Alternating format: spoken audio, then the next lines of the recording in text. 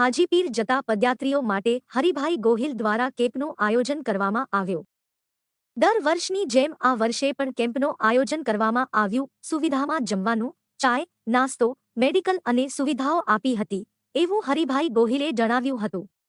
Report by Daily Crime News. મારું નામ હરિભાઈ ગોહિલ। હું પહેલા આજથી 45 વર્ષ પહેલા 20 વર્ષ ભગે ગયો, 20-22 વર્ષ હાજીપીર ભગે ગયો। પછી આ જગ્યા ઉપર હું થાકી ગયો હતો, અમે બે માણસ। પછી મેં નક્કી કર્યું કે આ જગ્યા ઉપર મારે કેમ્પ બનાવવું છે। આજે છેલ્લા 23 વર્ષથી અહીંયા કેમ્પ બનાવું છું। ચા, પાણી, નાસ્તો, જમવાનું, આરામ, મેડિકલ બધી ફ્રી સેવામાં આવે છે।